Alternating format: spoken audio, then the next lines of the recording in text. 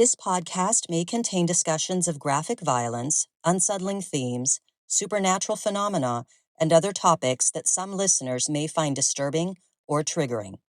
Listener discretion is advised. This podcast is intended for entertainment purposes only. The opinions expressed are simply those of the individual hosts and do not represent the profession of psychology or constitute professional advice.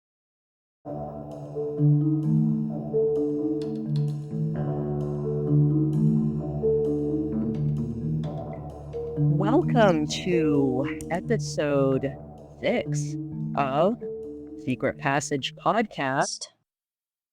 Wow.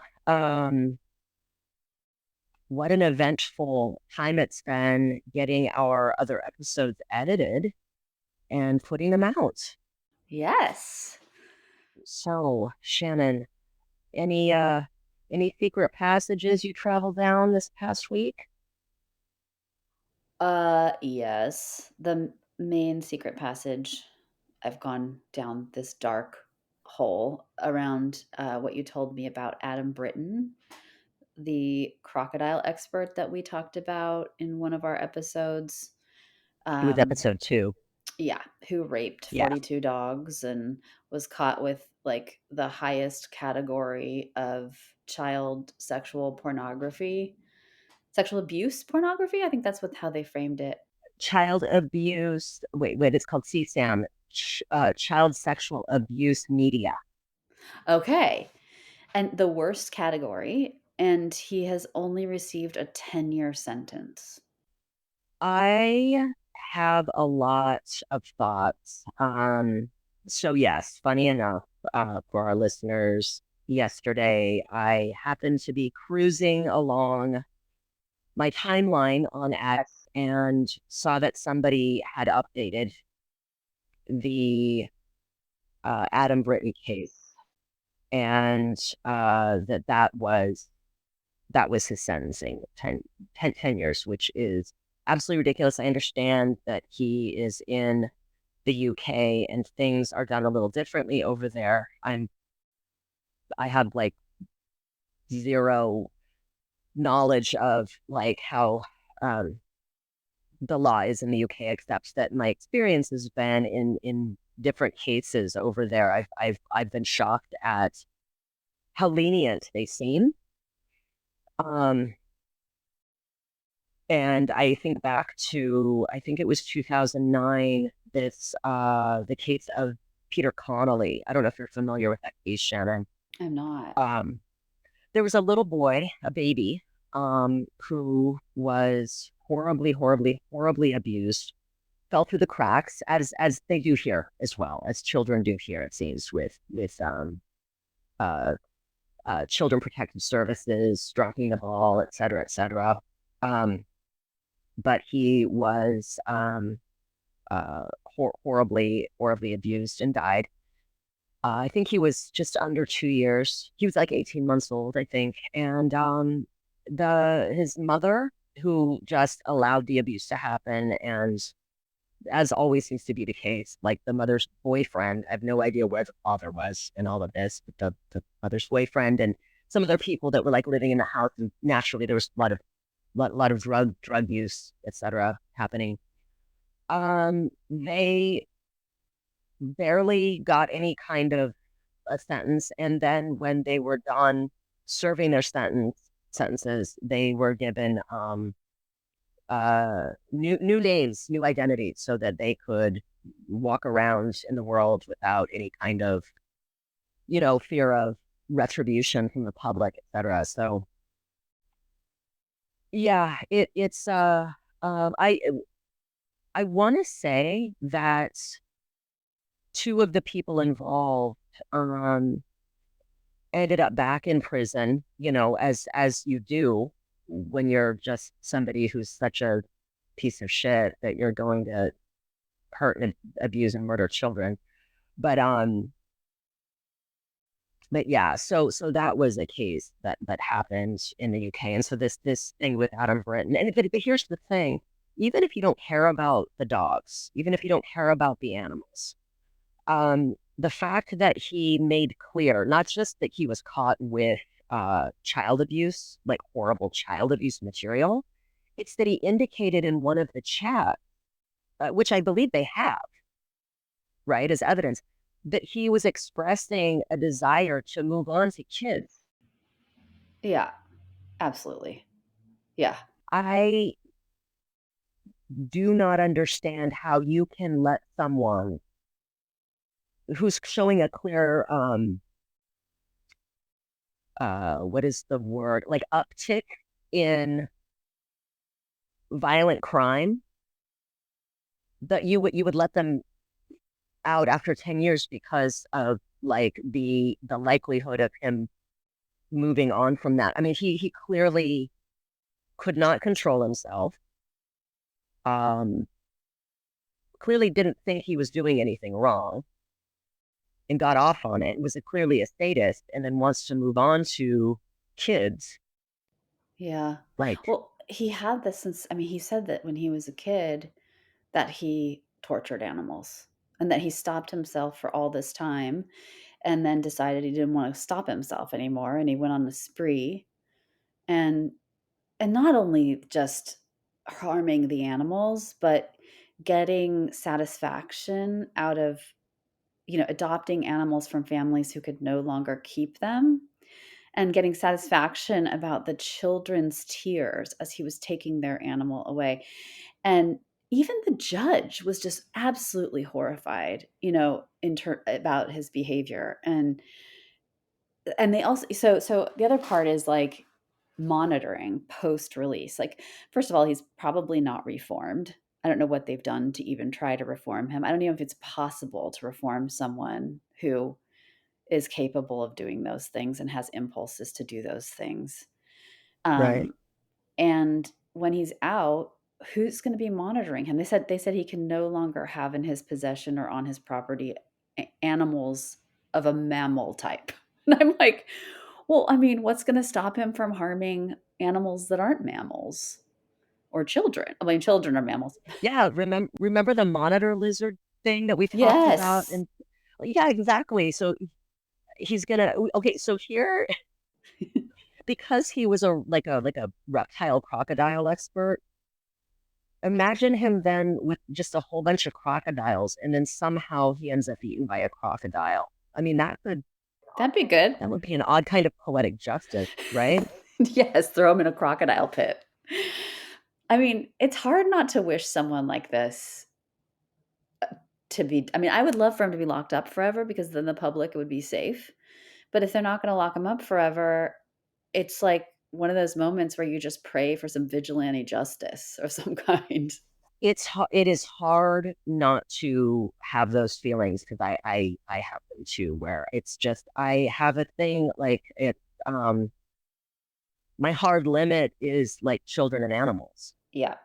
that the most vulnerable among us. And so hearing about someone being horrible and sadistic and taking pleasure in harming these types of creatures, I mean, they're just dangerous. I mean, I understand too that Adam Britton had a really fucked up childhood, which is not to in any way justify any of the things he's done, but it's a way to understand how things like this happen.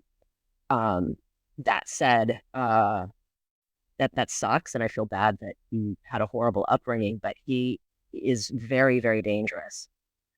Um, Very dangerous. I don't see someone with a propensity for this kind of cruelty and violence being a changed person, you know. No. I mean, and then look at the consequences, right? 10 years, Yeah, that's like nothing, you know. that's nothing. 10 I years goes mean, by so fast. right. And, Yeah. I wonder, here in prison, if you are a child molester, you get brutally beaten. People just do not like child abusers, Yeah. or child sexual abusers in prison. I wonder what it's like across the pond. Like, if animals carry the same kind of, that they probably don't, but if there is for child porn, you know, people who possess child porn, I wonder if they suffer any consequences in like the general if they're put in with the general population. Um, I also wonder if there's anyone like animal rights groups in England that are pushing for tougher penalties for people who harm animals. It just seems like, those rape sentences people get where it's like 4 months in jail for rape. It's like it makes no sense. Um, so I don't know. I hope that's happening there. I do too. Um, yeah, again, I know nothing about the legal system in England, so I have no idea. I just know that that was a ridiculously low sentence, and the same for Peter Connolly. Um, so yeah. Well, should we move on from that really cheerful subject to the next really cheerful subject? We're bringing the joy. We're bringing the cheer. Yeah, yeah, we Yes. should. This is like, oh, yeah. So today we are going to discuss porn, samurai swords, masculinity, and the absurd by way of the case of Stephen Clancy Hill. Stephen Clancy Hill, who also went by the porn stage name Steve Driver, was what the adult industry referred to as a mope. So, according to the Urban Dictionary, a mope is a male porn actor, often less known. I would add that mopes are the men in the bukkakes, blowbangs, gangbangs, and in the fringe porn scenes doing the more kind of niche stuff, being humiliated, foot worship, specific. What are blowbangs? Okay, blowbangs are uh, they're basically like gangbangs, except just blowjobs. Got it. So, like, you would see, typically, you'll see like men surrounding a woman who's sort of like kneeling in the center, and she's kind of going around doing the blowjobbing. I said Got blowjobbing, it. blowjobs. I imagine her on like a lazy Susan, just like That's spinning. yeah, exactly. Or like one of those swivel stools, just kind of just making her way around like a clock. Yeah. Um, but yes, so mopes, you will find them. They're kind of faithless, nameless, doing usually in groups, doing the bukkakes, blowbangs, gangbangs, and you'll sometimes see singular mopes like getting um abused, right? Like humiliated. Sometimes they're cucks, like in a cuckold scene, um, being submissive to like a dominant actress. So pretty much a mope is going to do the work reputable male performers will not do, and they'll do it for cheap. And to quote the excellent article entitled Porn Machete Murder by Michael Albo for LA Weekly in 2011, the porn industry is many things. Subtle is not one of them. So when Porn Inc. went searching for a job title for people like Stephen Hill, the choice was Mope. It's based on the off-camera life of those fringe actors, hangers-on, who mope around the studios hoping for a bit role, which, if they're lucky, might bring them $50 plus food and the chance to have sex with a real live woman. I think they make more than $50 nowadays, but it's still not much. Plus, there are full panel STD tests required that are only good for 2 weeks, and they cost roughly $200 each time. So some of these mopes are making essentially nothing once they've paid for the requisite STD panel, all for the privilege of being a mope. Before we get into the case of Stephen Hill, let's continue on this mope journey, understanding what a mope is and also how the mope came to be.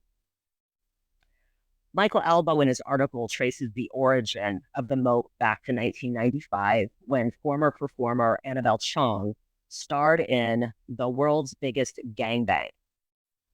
Because it was impossible to find, 300 existing male talents in the industry willing to participate in such an endeavor, ads were placed in adult magazines and papers looking for men to participate and for cheap.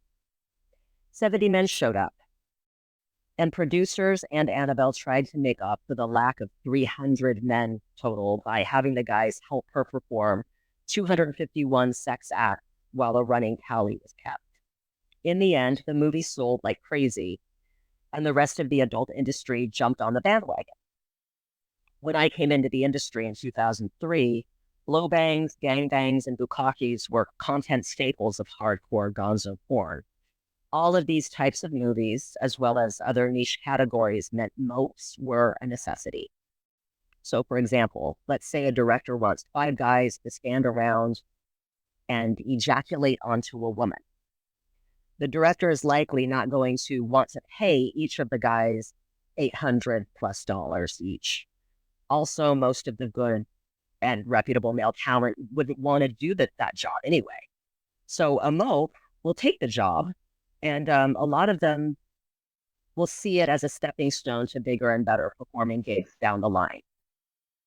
However, that rarely happens.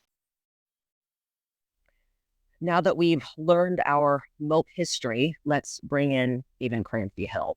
Oh, can I ask a question first? Yes. What is bukkake?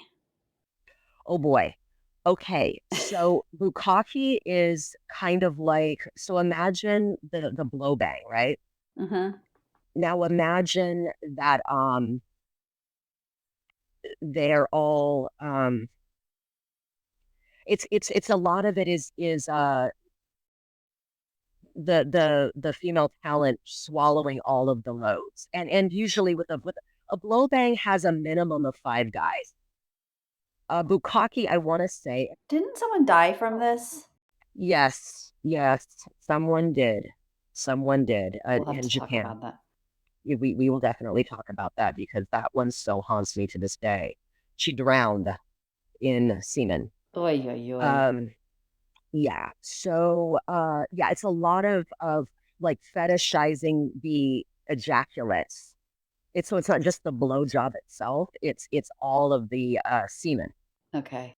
And like playing with the semen. Do you want to really quickly just look up what, if, because for my own edification, because even though I've been doing this job for so long, the clear kind of what distinguishes a bukkake from a blow bang. Yes. Well, I thought because I think they did a good example. We'll talk about the movie later, but I think in the Yeah. movie they did a really good example of bukkake. Basically, they just like jerk off onto her face, and it just like covers her entire face. Um, Yes. So it's less of the, so there's less interest in the blowjob itself and more into the semen yeah. and playing with the semen and like different things. Because yes, I've seen in some kind of bukkake videos, like they'll ejaculate into the girl's eyes, like she will want it in her eyes, Okay, and here it is. snorting the semen. Ooh, snorting. Yes, dude, don't even get me started on that. I don't. I'm sorry, anyone who might be eating while listening to this. Do not eat. Oh, We should have do had a not. warning. Yes, we Okay, might need to so put a warning. don't listen during meal times. All right, Yeah, bukkake. Unless you're into this kind of thing, it might be like a yeah. little appetizer for some. So bukkake, B is spelled Bukkake, or circle jerk. AKE, right? Okay. Yeah. So what does bukkake mean? Bukkake is a Japanese word which roughly translates to splash with liquid and refers to a popular cold noodle dish. Oh um, dear. the term is better known, though, as something very, very different. It's a sex act and genre of pornography where a group of masturbating men encircle another person, usually a woman, and ejaculate on her. The person can even be replaced by food. Do not Google mushy biscuit. So, of course, I'm going to Google mushy biscuit right now. Are you Um, sure? no, but that's it basically. Okay, so yeah, so then it's not the BJ is not like a requisite act of it. In fact, it's not at all. It sounds like they just need the loads. Um, Lord okay, Almighty. so now I know. Okay, so now that we've discussed bukkake, and Mopes. The history of the Mope, we're going to talk about Stephen Clancy Hill. So, the long and the short of it is, in 2010, Stephen Hill attacked several co-workers in a studio in Van Nuys, California, using a prop samurai sword that he had sharpened. He wounded 2 and killed his friend, Herbert Wong, who was also a performer who went by the name Tom Dong. A few days later, Stephen Hill jumped to his death off a cliff in West Hill, California, while surrounded by police. Just prior to this, he was brandishing a sword and threatening to kill himself. So what drove Stephen Hill to do this? Apparently, he had been kicked out of the production studio where he'd been living. He'd been provided housing there in exchange for helping with odd jobs at the studio and some occasional mope work. His odd behavior and poor hygiene led to his eviction. This wasn't the sole reason he went off the deep end, though. He'd been unstable for a good long while. In 1998, he was arrested and charged with assault after threatening a teaching assistant at the University of Maryland. He pulled a handgun after the TA refused to give Stephen an A on a test that he hadn't taken. While on house arrest, he began consuming large quantities of pornography, even taking out credit cards and running up massive debt purchasing porn DVDs. He never paid the debt, and bad credit as well as his criminal record caused him to lose jobs. It really seems his parents, though, even though they were divorced, they really seemed to love him. He came from a middle-class family. He was bullied in school for his slight build and for the fact he spoke standard English. And this led him to study martial arts, to kind of learn some self-defense. And while studying martial arts, he developed an affinity for Japanese culture that stayed with him the rest of his life. I mean, he was brandishing a samurai sword on a cliff in the valley before he died, so he was really into Japanese culture. But yeah, so the murder victim, Herbert Wong, doesn't get much attention in this case. He's kind of overshadowed by the bizarre spectacle of his friend, Stephen Hill. But Herbert mostly kept to himself. He was an LA County native and had legitimate skills in tech. He also worked as a mope. And he and Stephen tried to build themselves as the Chris Tucker and Jackie Chan of porn, a gimmick that never really got off the ground. Still, Herbert Wong had skills to fall back on, while Stephen Hill did not. And once Stephen Hill saw his hopes and dreams of porn superstardom truly falling apart after being kicked out of the studio, he went apeshit. And a movie came out in 2019 called Mope. My friend Freya Parker, who's a really great performer, she recommended it. And for anyone who's interested, it's directed by Lucas Hain. And one of the writers is actually Michael Albo, who wrote the LA Weekly article. He ended up being one of the writers on the screenplay for Mope. I did not know that. That is so cool. Yeah, but that is kind of the basics of Stephen Hill, aka Steve Driver. I'd like to point out that I did not live far from where he jumped off the cliff, and in typical Mope fashion, no one really talked about this case in my industry,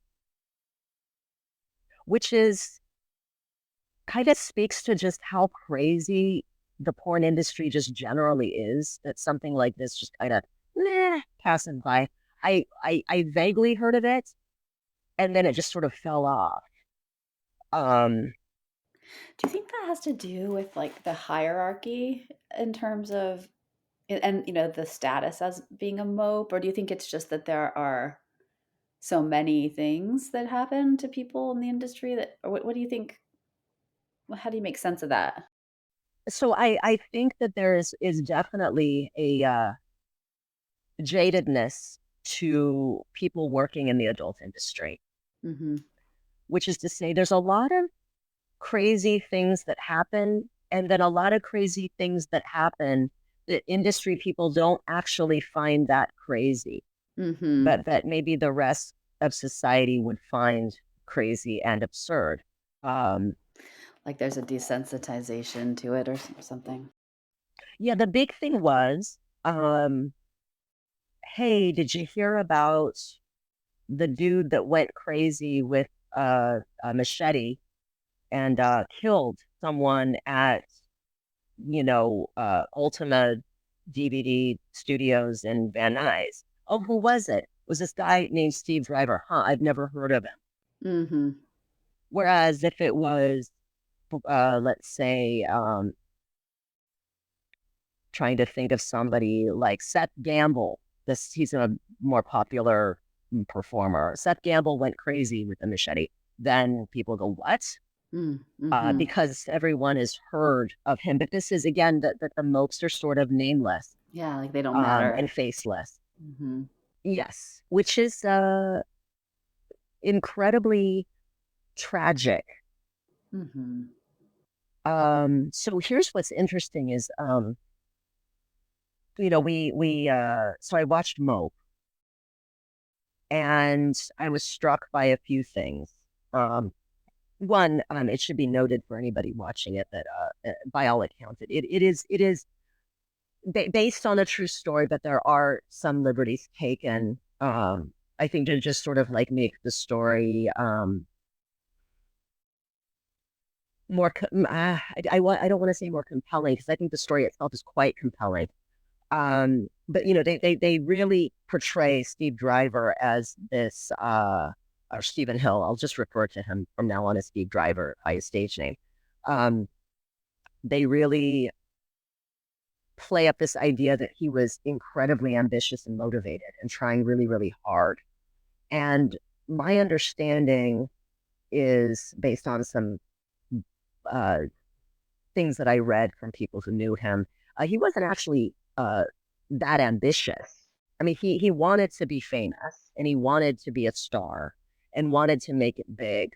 But at the same time, he did none of the things necessary, even taking a shower, for heaven's sake. Like his hygiene was terrible. That Um, that's it's interesting. crazy. Well, it tracks Yes. with at one point in one of the articles it says that he was diagnosed with narcissistic personality disorder, and I couldn't make it through the movie because of all the vicarious humiliation. It was just like one humiliating moment after another, and I was like, oh. But it tracks in terms of like it. Yeah, they really really were effective in communicating that idea of like he like the difference between what looks like ambition and Hmm. grandiosity. Like he was grandiose and kind of out of touch with reality and couldn't really like look and assess himself in any kind of realistic way. Like he didn't take Right. feedback about his hygiene and go and take a shower. He didn't like he had weird ideas, and but yet he thought of himself as this like top tier superstar kind of performer, right? Right. Yeah. So like it could look like ambition, but it was like this I don't know. Yeah. Anyway, let's keep going. Right. Right. He just had there was a lot of delusion, which is a common characteristic um, amongst mopes. Um, and even Jim Lane in the article, he's a director in the adult industry. That funny enough, I've been on site with him so many times. Um, but one of his points that he makes in the article, the LA Weekly article, is that mopes don't know that they're mopes. Yes. They don't have the self And awareness around that. yes, yeah.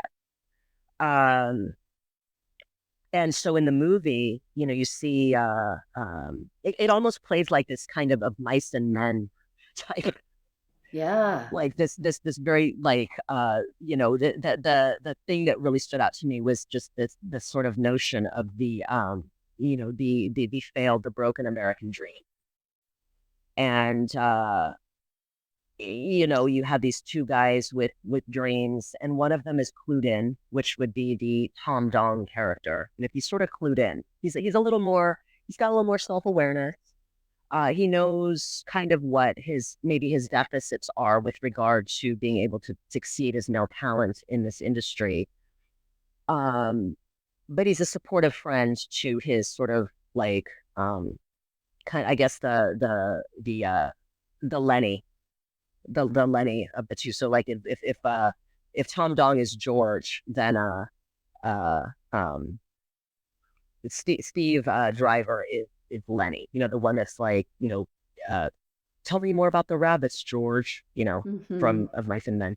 So they're embarking on this plan. So instead of living off the fat of the land, they're going to become like porn billionaires, which just doesn't happen, Mm-mm. right? Like the people with the money in porn are the people who own the studios, who own the companies, right? They're the distributors.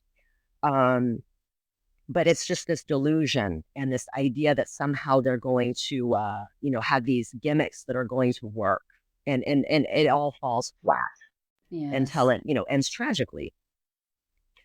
um Mm. but one thing that the movie didn't do that well, it didn't perform that well. Not surprisingly. I mean, it is a very kind of niche subject. But I loved how it was shot very like kind of handheld. It sort of plays into the idea of the kind of like the shoddiness of uh low budget porn filmmaking, right? Mm-hmm. Mm-hmm. And but it really, really, really captured the kind of like grotesquerie of low budget pornography. Um, Especially the opening. It's unnerving. It's so claustrophobic to watch that opening where all the mopes are like cattle, like in this sort of holding area, waiting to be called into this room where this girl is, kind of like kneeling down, ready to receive all of these cum shots all over her. Yeah. Um, and she's sort of like impassive, it's jaded herself. Like this is probably her 10th scene that week, um, and it really captured it well. And then that's Jim Lane, or his stage name is Jim Powers, the director. Um, you know, uh, kind of like calling for all these loads to happen, and then getting frustrated with Steve Driver when he can't he's taking too long. Ah, yeah. That reminds me of our conversation that we've had a bunch of times about. It's so interesting to me when you give sort of an insider's view into the industry, and that film really was very effective at you know looking at men and how they're treated in the industry versus women. Yes, it is. So there is a fantastic article by Susan Faludi that came out in, I want to say, 1995. It ended up being a chapter in her book called Stiffed, Stiffed, Stiff.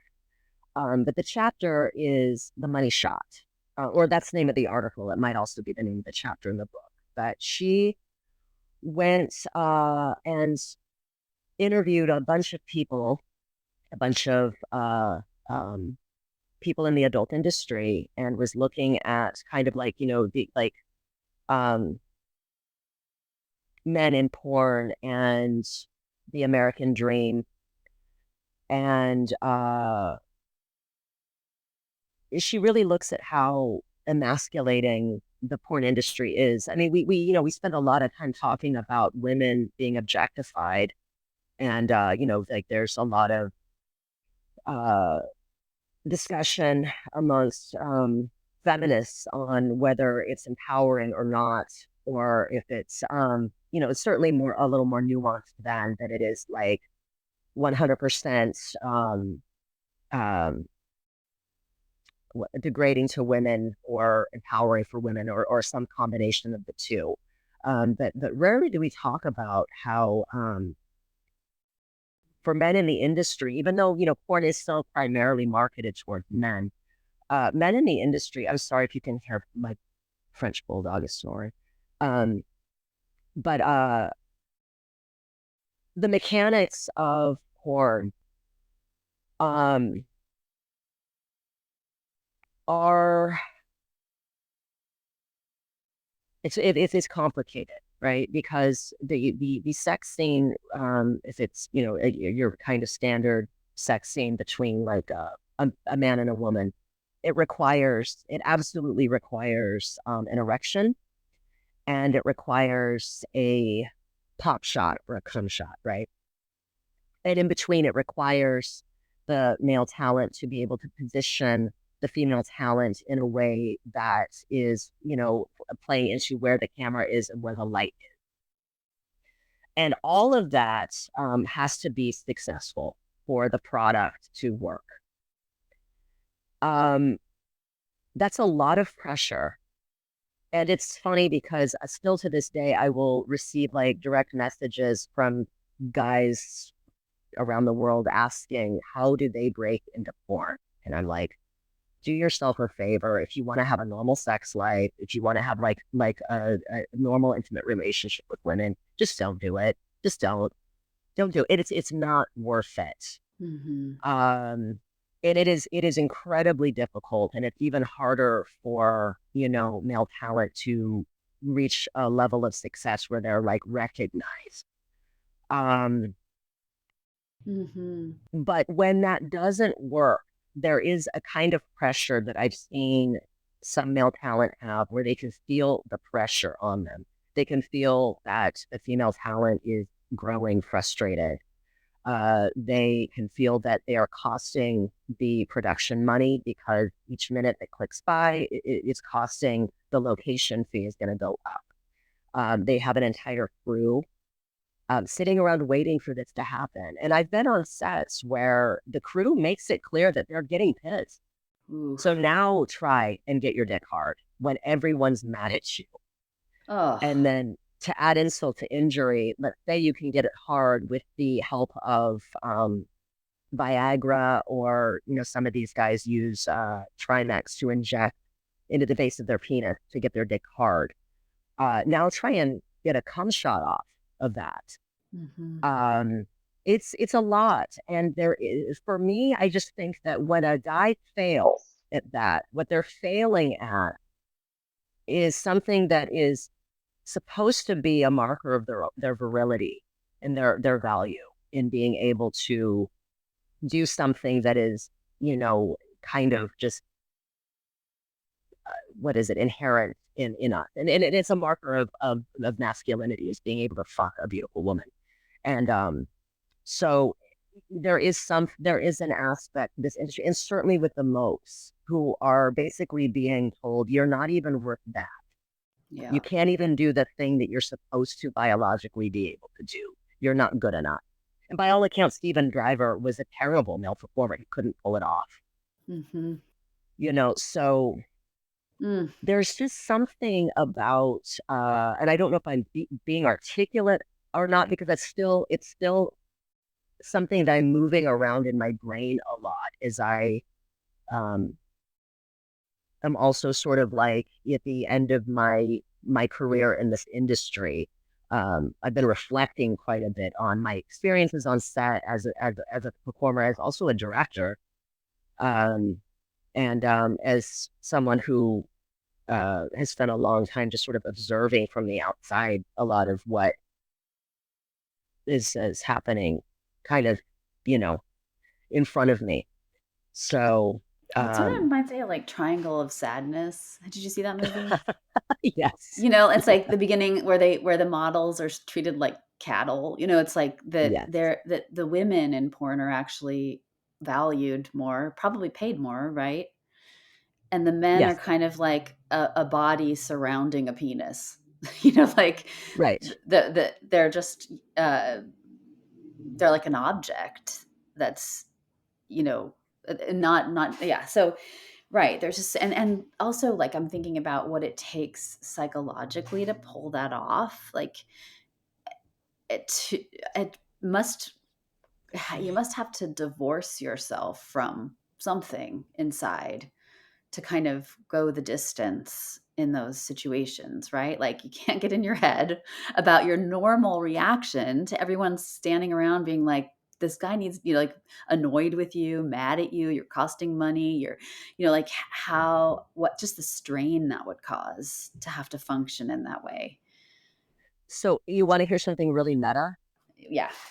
Okay, so apparently, there have been situations where during the scene, uh, like let's say it's a POV scene. So a POV scene is where the camera, so like the male talent is at that point just a penis. So the camera is from the perspective of the male talent. So the cameraman is positioned with his camera next to the male talent's face, pointing at the female talent, right? Mm-hmm. So she's like let's say she's laying down, and then the male talent is sort of standing in front of her, like she's on a high kind of like a countertop, and then he's standing there. So then the viewer at home feels like they're the one having sex with the girl. Mm. So imagine this. So you've got the male talent. He's set up. He's inside her, pumping away, and positioned in front of it. He's holding. So the camera's pointing down at her, so no one's looking at his face. He's holding his phone and looking at porn, so he can fuck the girl Oh for a my porn God. scene. Wow. Yeah. Right? That's where we are. Yeah. It's wild. Wow. It is a very interesting time. It is it's so crazy that you'll see that. So you'll see male talent like relying on pornography to be able to perform pornography. There's that. I've spoken to some male talent and asked like, how do you get into a scene, especially if it's maybe female talent that you're either not attracted to, or just the female talent's not very nice, because that happens sometimes, or just you're not clicking. You're not clicking. Nothing personal. You're just not clicking. Um, and it really does come down to a kind of compartmentalization is a way to get through the scene. So I've had some male talent say, I try to find something like on the female talent that's appealing. Or they're turned on by, I had one male talent tell me that he was attracted to the female production assistant on set. So he would just sort of like look at her. Mm-hmm. Or think about someone that they actually want to have sex with. Mm-hmm. Yeah, it's a lot of different types of ways of getting through the scene, and it's really bizarre when you commodify human sexuality for public consumption, when you create it for public consumption. Mm-hmm. Which is another conversation that we've had about what is so kind of fascinating and absurd about porn. Right. The absurd. Mm-hmm. It is uh, a thing where the way that porn is made now is fast food. You have like these search terms, like people can just sort of plug into like a search bar, like blonde, tattooed, big titted milfs, or they can type in teens and stepdad, these different search terms, and you'll have everything that sort of like fits into that like pop up on your screen. So there's no discovery. You have sort of like whatever you want, you can have at your fingertips. And it's so easily accessible, like at any time. And isn't there like a feedback loop between, because the studios are looking to make porn based on search terms. So like the more they make, people watch, then they search, then the search like are so it's not really the studios are responding to people's online searches versus creating content that's like creative and based on something else. Is that true?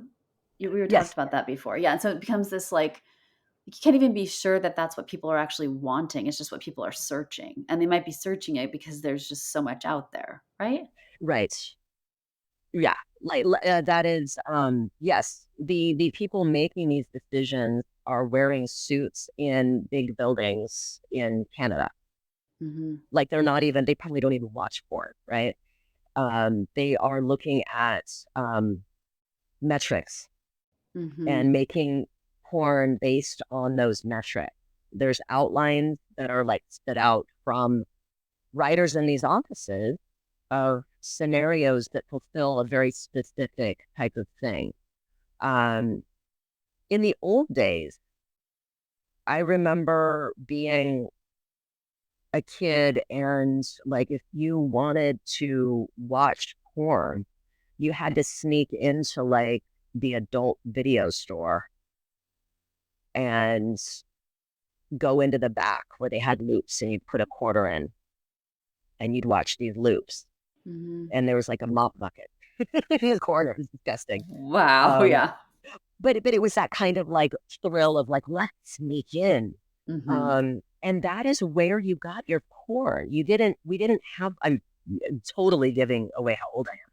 We didn't have, you know, phones that you could watch. We didn't have websites. The internet didn't exist yet. Um, I remember and when so, Cinemax came out, though. oh Remember yeah, yeah, when? yeah, yeah. And then we would You'd all sneak like, downstairs. Yeah. yeah. That is that I remember doing that too. And it came on like strangely early. I remember my grandparents, I had to spend the summer with my grandparents and they had this cable station called On TV Uh-huh. and they'd go to bed early because they were old. And I'd be like, yeah, I'm just gonna watch some TV. And then they'd go to bed and then I would like wait. So like on TV at like 8 o'clock at night, dude, it would come on and then um it was Rendezvous Theater and then there would be like this thing and I'll never forget it because it was this voice and she's like Caballero Control Corporation, the world's leading in quality adult entertainment, and then porn would start from Caballero. Wow. Yeah, that doesn't exist anymore. Caballero does not exist anymore. And when I started, I remember the first thing I asked was, so where's Caballero? They're like, dude, they folded. They're not around anymore. I'm like, what? Caballero Control Corporation? Are you telling me the world's leading in quality adult entertainment is no longer here? Um, but yeah, so like you had to jump through hoops to get your porn, and now you don't. No, I mean, we snuck into my friend's attic and found all her dad's Playboys from like the 1970s and 1980s. We would just sit up there and we'd sneak in there and look at them. That's the only way we got it. And I didn't even have Cinemax. We had that, we would go to Cinemax and we would do that thing where you push the button on the remote where it kind of like, you can kind of see what's going on if you keep pushing the, Right? yeah, It's fuzzy. Yeah. yeah. Um, but yeah, it's everywhere, everywhere, and accessible really to anyone. I mean, they ask you before you go to the websites, or when you go to the websites, if you're 18 or 21, and then you can just say yes, right, and get in. Right. Yep.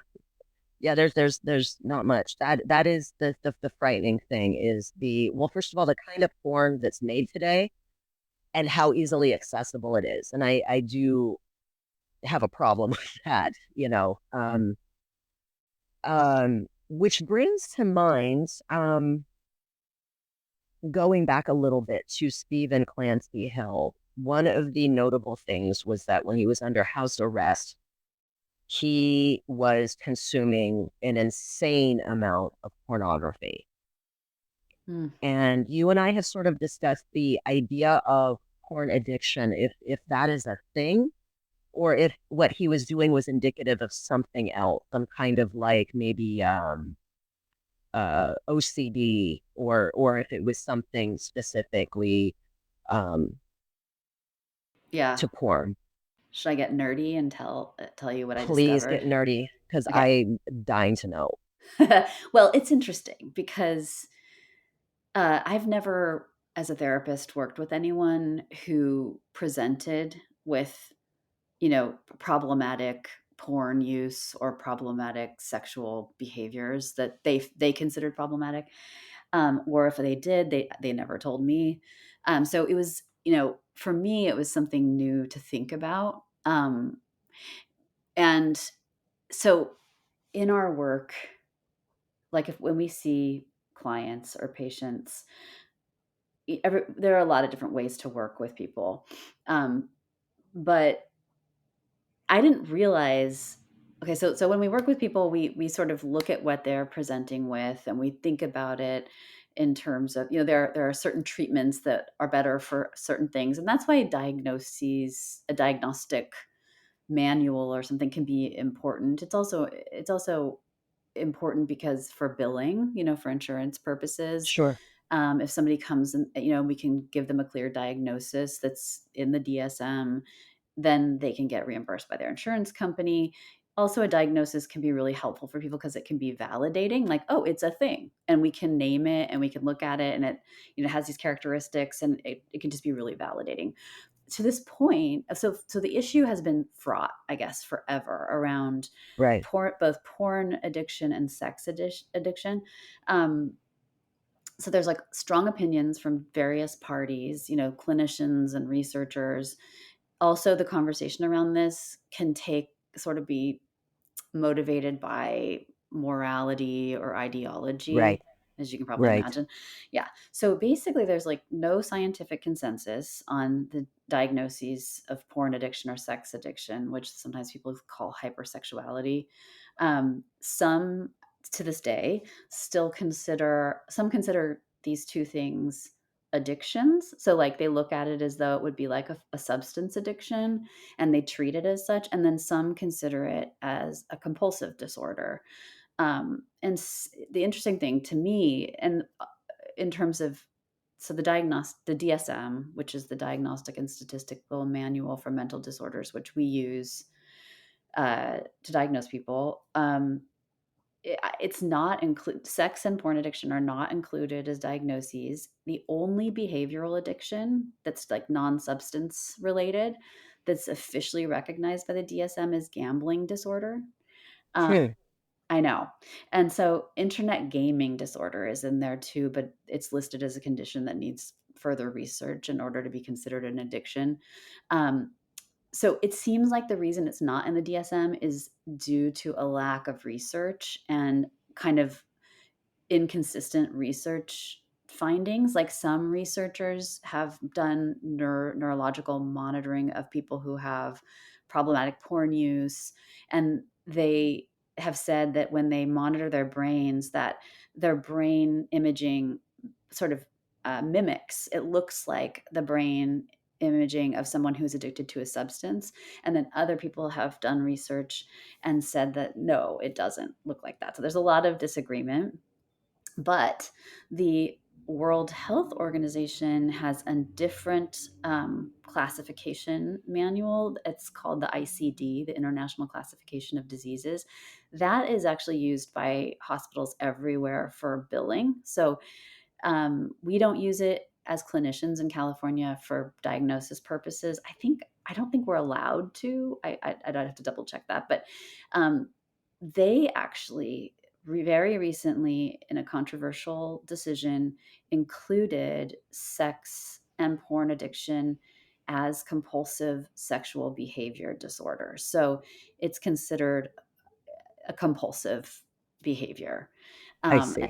yeah, so people are super happy about this because it's validating. It gives it a name. We can talk about it. We can bill for it, and then hopefully they think that with this inclusion of it in then in the ICD, that it will translate into inclusion in in it in the DSM at some point, and also maybe more money toward for research. Um, but it's crazy that it's so, that it's widespread in terms of, you know, the population, and that it has taken so long to kind of have it find a place somewhere as a diagnosis. Um, do you want me to tell you what the diagnosis is? You want me to read it to you? Yeah, yeah, Okay. So, and this is interesting because people can have internal conflicts about their behaviors, right? And that can cause a lot of distress. Like people who are raised Catholic and they're like, if you masturbate, you're going to hell or whatever. They can sure. come in and they can have a lot of distress around their behaviors because they've got this value system that tells them what they're doing is wrong. And so that is actually, it says in the definition of the disorder, distress that is entirely related to moral judgments and disapproval about sexual impulses, urges, or behaviors is not sufficient to meet this requirement, which I thought was really interesting and great. But basically, compulsive sexual behavior disorder is characterized by a persistent pattern of failure to control intense, repetitive sexual impulses or urges, resulting in repetitive sexual behavior. Symptoms may include repetitive sexual activities becoming a central focus of the person's life to the point of neglecting health and or personal care or other interests, activities and responsibilities, numerous unsuccessful attempts to significantly reduce repetitive sexual behavior, and continued repetitive sexual behavior despite adverse consequences or deriving little or no satisfaction from it.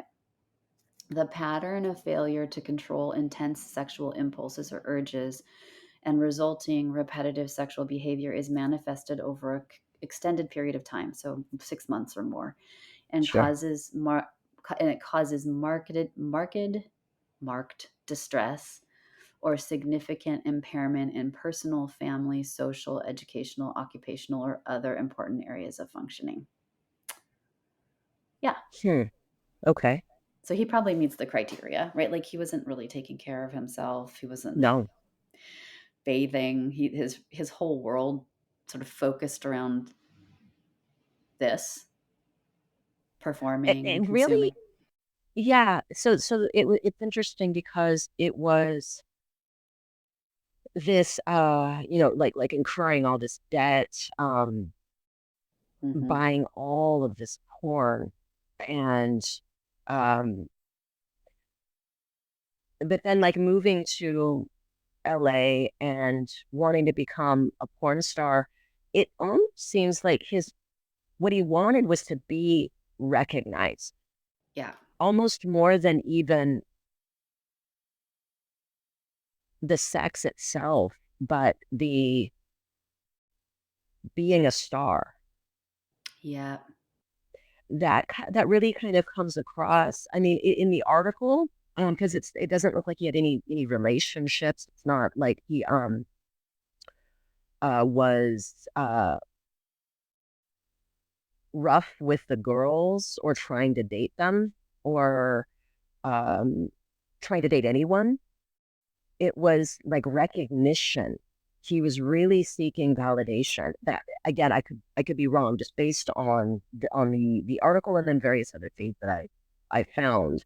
Um, I he agree. really wanted to be someone and kept trying to set himself apart by standing out. So, a Mope's job is not to stand out. Um, and then he would like have like the monster hands that he would put on and try and show that, try to really stand out as an individual. And Oh yeah, for listeners, he created gimmicky things to try to stand out. Like he would put on a pair of monster gloves and then he would that was his gimmick. And right. So he was, and like another bad idea, right? Like right, poor this poor attempt at standing out. right, And right, and like yeah, I think that is you're hitting on the whole. I mean, there's the absurd part of it. There's the narcissistic part of it. Um, like like not accept like when things didn't work, like he wasn't taking a shower. People thought that was stupid. The monster hands. It's like he didn't hear it. He couldn't adjust in a direction. Like it's the classic tragic Achilles heel thing, right? Like Right. his despite his efforts, he just kept getting in his own way because of, I Exactly. think, his narcissistic personality disorder stuff. Like he just had no capacity to accurately assess himself, right? Right. And one of the things, it's so funny because the word absurd just kept coming up over and over and over again with regard not just to the whole case, right, of Steve Hill, um, but also just the the mopes and any guy that would want to do these scenes for what amounted to maybe 100, 200 bucks, that most of that money was going to go towards the STD test anyway, Yeah. that they would be required. So it's like, what are you taking home after that? Maybe 50 bucks, Mm-hmm. maybe 100 if you're lucky. And then you paid for gas, right? Because you're in LA County and you're driving all over the place to go to these, to perform in these things. Um, so then in the article, the LA Weekly article, I think Michael Albo asked Jim Lane, like, who are these guys? Like, why do they do it? And he goes, I don't know. I guess they're sex addicts. Like, they're, there's really no reason to do this job. Like, why are you doing it? The only thing that I can land on is that you're just kind of a pervert. Like, that's the only thing I can land on. So there's this, I keep coming back to this idea. And also the porn is itself absurd. And I say that as somebody who has spent, you know, 20 plus years in this business. I can say it is absurd. And I'll be on set sometimes and go, this is weird. I'll even like look at it. You guys, isn't this weird that we're here doing this? It's odd. Like this is a business. Yeah. Um, and so I started to get like, kind of went on this philosophical kind of tangent, which led me to reading some Kierkegaard, and moved into Camus and like this idea of absurdism, like as a philosophy. And what it comes down to, I think, so like the idea of the absurd is like uh recognizing that like life is meaningless, but I think for porn, I think what it comes down to is searching for meaning in something meaningless. Mm-hmm. Porn is kind of meaningless. If porn went away tomorrow, we'd still jack off. That's not Mm-hmm. going anywhere. Like porn exists as a masturbatory tool. Before porn, it was probably, Sears catalog underwear sections of the catalog in the old days, or the Playboy magazine, right? Or your own imagination, Mm-hmm. which kind of we don't have anymore because we're constantly entertained at all times. Um, but porn we don't need it to survive, and we don't even need it for enjoyment. Mm-hmm. We don't need it. Um, and there's something incredibly pathetic about like the story of Stephen Clancy Hill searching for meaning in something meaningless. And then sort of dying, clinging on to the samurai sword, and it's not even a real samurai sword, it's a prop. That he You're right. sharpened. That he Yeah. sharpened to be real. And to kill his And best then, friend. yeah, yeah, the one guy that had his back the whole time, which is again his own undoing, right? He just destroyed. every opportunity he could have had he just taken a fucking shower, had he just listened to some instruction, That's you the know? that's the, like, tragic part of narcissism, like, if he truly has narcissistic personality disorder, right? Like, it's so rigid in there and resistant to change, and that's the classic what happened to him as a result of a series of disappointments and getting kicked out of his living space.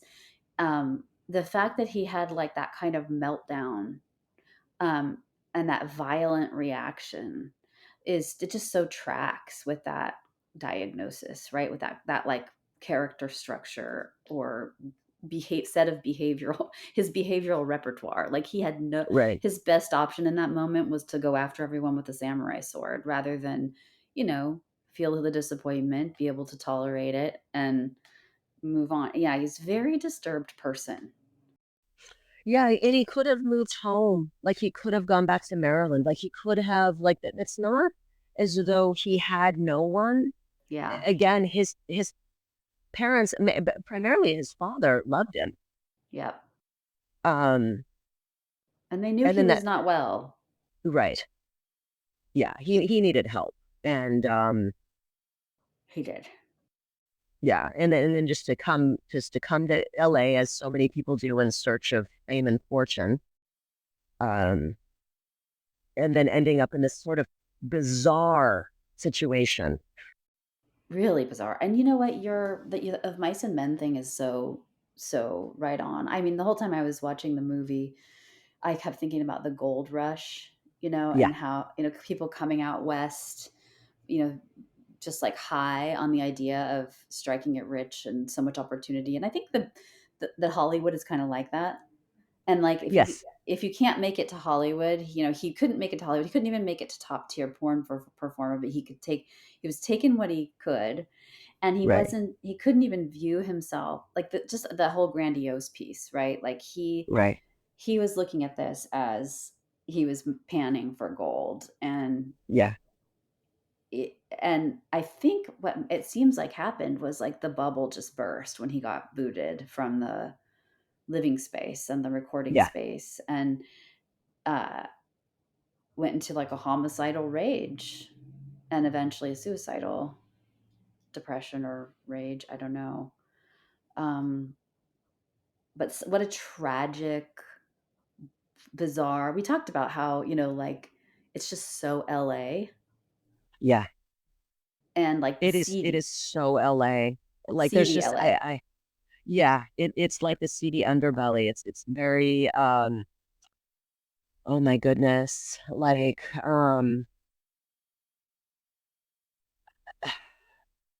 Broken dreams. the just the comical way in which, yeah, he's wielding this fake samurai sword at the edge of a cliff in the valley. These Yeah, cops are around, and it's like a bad script.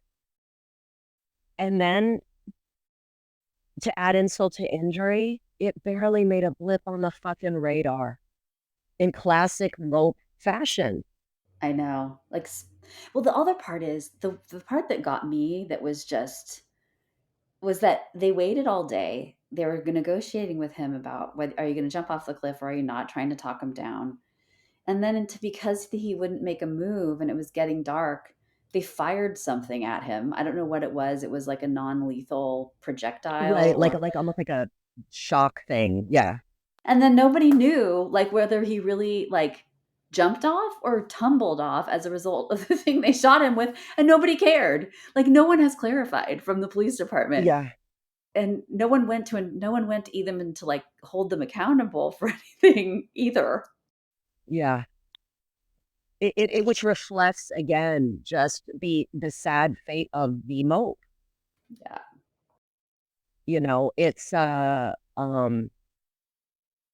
It's so funny to even talk now. So I've spoken to a couple of directors, just like, hey, what do you think of Mopes?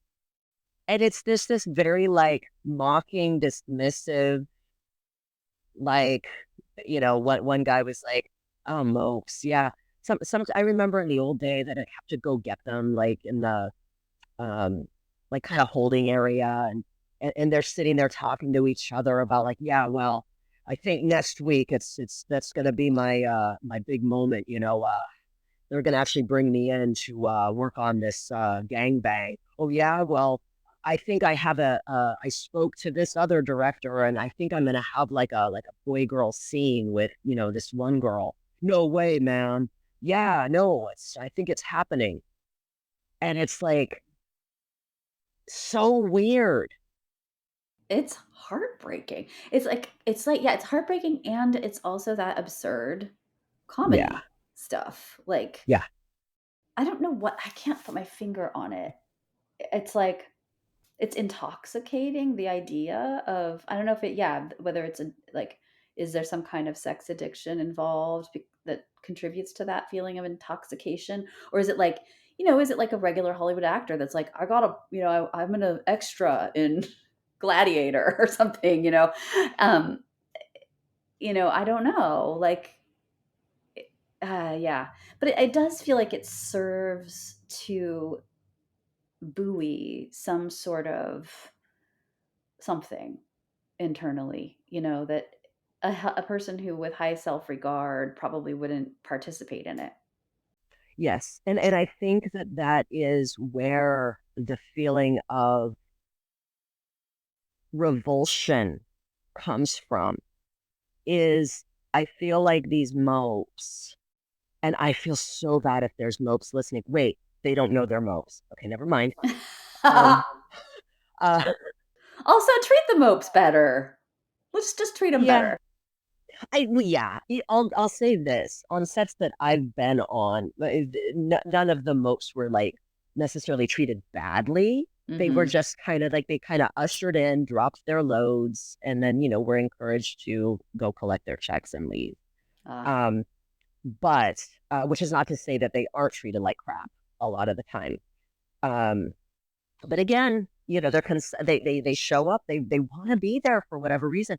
But I think the thing with most and that makes them so like easy to mock and where this feeling of kind of revulsion comes from um is their desperation and how it brings forth maybe our worst fears about ourselves and our own kind of pathetic desperation.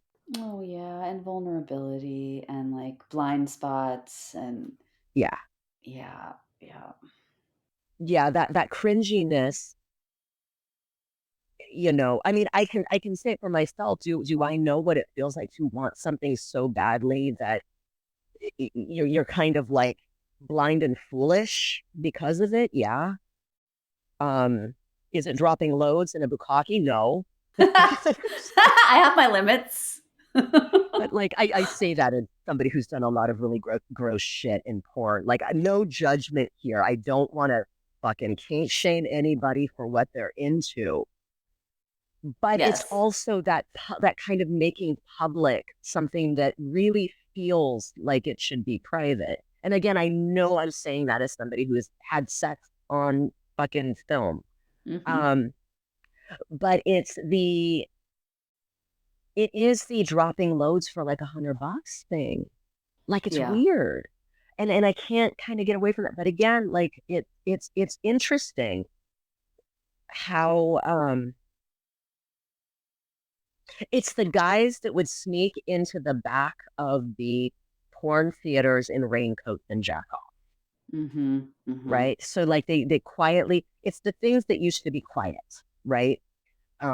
They'd go into the loops at the adult video arcade and like pull the curtain and put the quarter in and jack off, and then like quietly slip back out you know, into the alleyways and go about their day. And no one knew that these guys did that. And I Hmm. feel like those are the most that show up in public on the set to do the thing that's gross. Whereas the other male talent, the Rocco's, the Freddy's, um, the Nacho Vidals, the Mark Davises of like the kind of corn kings, um, are the ones that are like, have the nice bodies and they're like really performing well. They're virile. They're what like maybe the male viewer aspires to be in the bedroom. Mm-hmm. They're doing the conquest thing. The Mopes are doing the gross back theater thing. And Mm-hmm. uh and so when it's made public, it's embarrassing and we don't want to see it. Um, That's interesting. so yeah, I don't know. I'm still trying to kind of figure it all out. I hope I don't sound like an asshole this episode. No. Oh my God. No, no, no. I mean, we're talking about things that are difficult to talk about. And I don't feel like we're judging. I feel like we're experiencing. I wonder if this will help. I hope I don't derail this and take us in a weird direction. If I do, take me back. Um, but I was reading about the absurd, like, and sort of like that, the feeling that's evoked in us Yeah. when we witness something that is absurd, and what we try to do to manage that feeling. And I feel like that might be some of what's happening in our conversation, because I'll just read you this art. I'm going to link to this article in the show notes, but it's basically it's called, the title is "A Psychoanalyst in Search of the Logic of the Absurd." Um, Ooh. yeah, it's cool. So basically, he says, I mean, the whole article is really interesting. It's really short, but I'll just cut to the chase here. Um, when we talk about absurdity, we're talking about violations of our mental models. It's a topic that existentialist philosophers have devoted a lot of their thinking to. Death is the most powerful threat. It violates all models. But in everyday life, we constantly face violations of our expectations of how the world works. The more our patterns are challenged, the more anxious we become and the more action oriented we become to get away from what threatens our meaning maintenance models. So they did this study. It's really interesting. So to test like threats to our meaning maintenance frameworks, and they basically they read these people. Let's see what they did. Let's see. Let's see. So it says, your motive, let me just read this part. Threats to our meaning maintenance frameworks, whatever their source, motivate us to look for meaning elsewhere. Um, in the initial phase of anxiety, the state of arousal can be measured by pupil dilation. You're motivated and you see signals in the noise. So, like, I feel like we're trying to find signals in the noise of this in a way. So it says, he said, um, what's more, brain imaging studies of people asked to confront absurd dilemmas record, he says, significant levels of activity in the anterior cingulate cortex, which is involved in attention and emotion regulation, inhibitory control, error monitoring, and motivation. So they had these people read different versions of Kafka's A Country Doctor, and Hmm. one group read one that was like um, straightforward, and another one read a version of it that included a series of absurd and somewhat disturbing events. Then they had them do this exercise afterward where they were asked to complete a grammar learning task in which they were exposed to hidden patterns in strings of letters. And then they were asked to copy the individual letter strings and mark the ones that followed a similar pattern, blah, blah, blah. Well, the ones that read the nonsensical version, the absurd version, they ended up identifying a greater number of strings in the letters. So basically, what that meant to them was that they seeing something absurd motivated them to find structure. Yes, Fascinating, right? it is. It reminds me a little bit. So when I was in my MFA program, we read for one of my classes, we read Singing School, which was it is poetry study, but one of the things that the author said is that sometimes, for example, with the way that the poetry is, sometimes you make things strange as a way to understand. So Yes.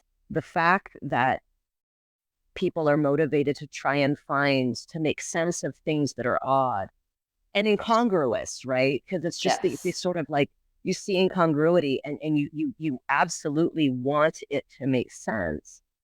Um, Yeah. which is also the fascinating thing I think about the world of pornography is what it says about us as human beings, that we not only seek it, but we make it. Yes. And what that says about us, and then what it says about a man in the San Fernando Valley working a day job that wants to participate in a bukkake. Yeah. It is really uh it is really interesting. Which is I should sort of bring up, because you touched on it in the beginning, and maybe we should finish kind of talking about it. Is this case. Funny enough, in my MFA, um my master's thesis, I wrote a lot extensively about sex work. And I wrote a villanelle called Waiting for Wood, about a man struggling to get hard on a porn set. And then I also wrote a poem called Swallowed, about this particular case of this Japanese actress who was filming a bukkake, and she was all these men are surrounding her, and they're ejaculating all over her face. And I think that the some of the semen like got into her, like down her throat and up her nose, and she started to flail. Which to the director, to the camera guy, who also I think was the director, um, he thought she was performing, and was getting frustrated with her because it was getting in the way of all the rest of the ejaculate that needed to, I guess, land on her face. And then finally, one of the guys, and this is the part that really got me, one of the guys that was one of the, I guess, mopes, was an EMT, Hmm. like in his real life, and he recognized that she was struggling, and was trying to save her life, and she ended up dying. Mm. Um, Again, absurd. What a Um, way to go. Yeah. yeah, she'd never been named, in the interest of privacy. But I remember when that happened, it barely made a blip. I mean, in part maybe because it didn't happen here. But again, this it is tragic. It is bizarre.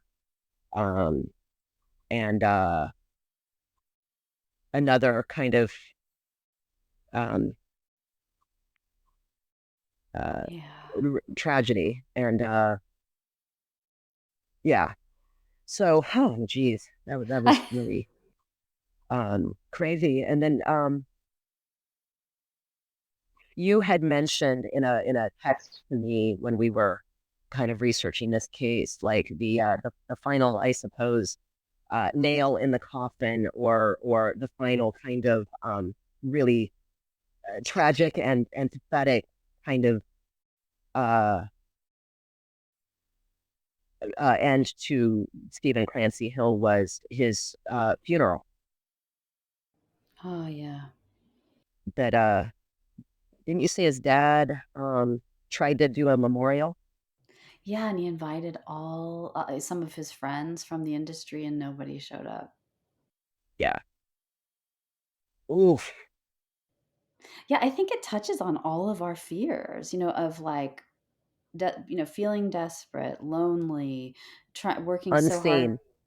Exactly. Yeah. Unseen, uncared for, trying so hard to like fill this thing inside, right? Like to be something and feel worthy and feel appreciated, and then to have it all just go so awry because you get in your own way in this tragic way. I mean, if he had more options available to him in that moment, I'm sure he wouldn't have sharpened that samurai sword and killed his best friend. I think Yeah. he just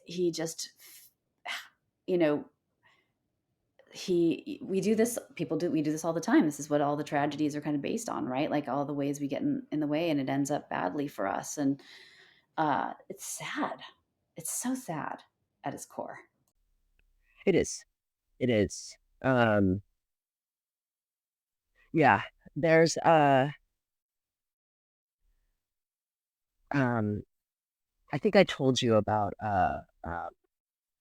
this movie. Kind of I kind of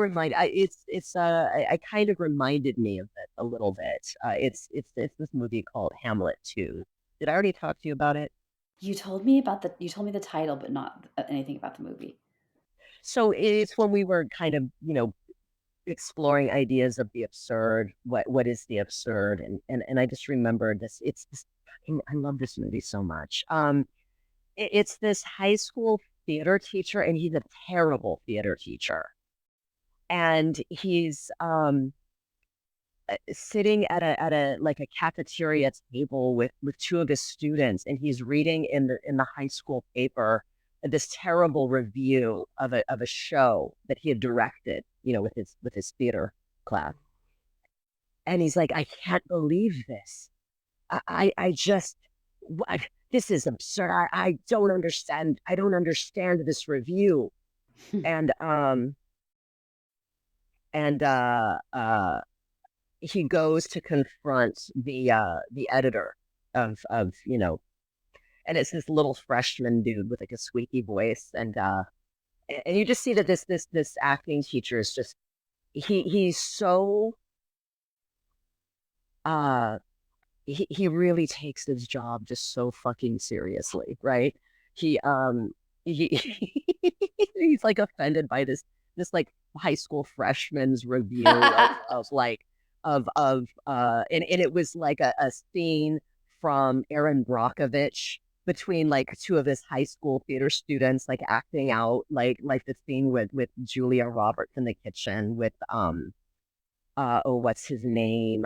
Really great actor. But it's that thing where she's like um telling him about how she's like a struggling single mom or whatever. And then you see that the acting teacher later, like he doesn't have a car because he and his wife are like super broke, and they have like a dude that's like sleeping on their couch that's like paying rent, but then his wife is having an affair with the guy, and he has to like rollerblade to work and stuff. It's just wild, but it's the fact that he doesn't see how pathetic he is. Yes, yes, yes. And it's so fucking funny. Except his fate ends up actually being pretty cool. But when he's reading the review with his students, the Yeah. really bad high school theater review, there's a part where he goes, "I feel raped in my face," and so sometimes I just say that because it's just amazing. I'm gonna steal that one Yeah, I feel raped in my in my face. face.